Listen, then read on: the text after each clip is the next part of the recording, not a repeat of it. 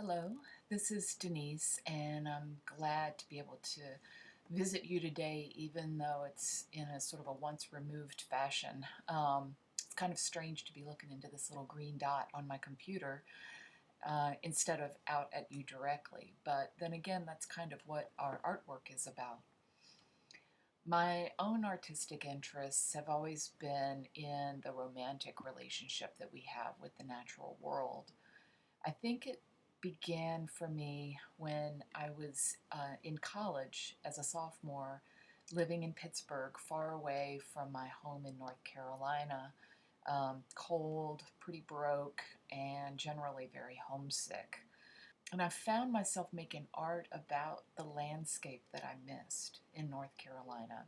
I realized at the time, however, that my images were not realistic or objective, but they were highly emotional, somewhat abstract, and really coming from a place of longing. So over the years, I've investigated this idea because I find it really interesting. And I've worked in a variety of materials. Originally, I was making work about Appalachia, and I was working in the quilt medium. And the form of the quilt eventually exploded into wall installation as the subject expanded to include nature itself as an idea, representing purity and wildness and sublime power. I've also been interested for a long time in belief systems.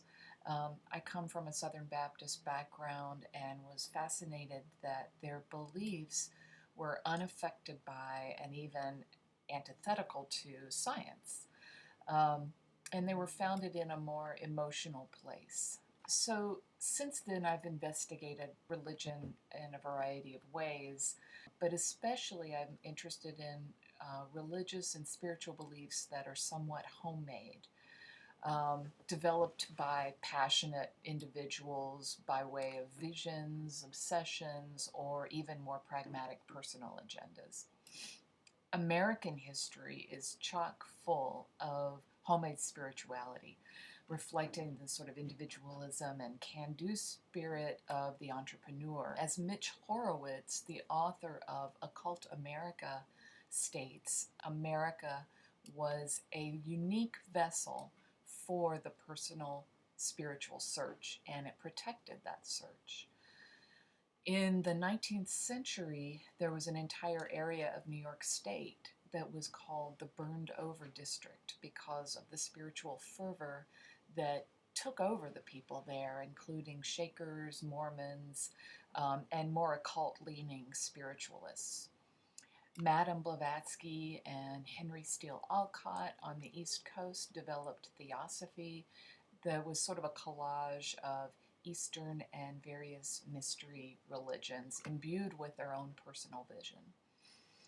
I'm particularly interested in how during the 20th century figures such as Dale Carnegie, Edgar Cayce, Ernest Holmes, they all developed therapeutic positive thinking theories and programs that reflected the power of the individual to achieve enlightenment and happiness. And even the American relationship with its own landscape is highly personalized and it reflects our collective belief in the individual.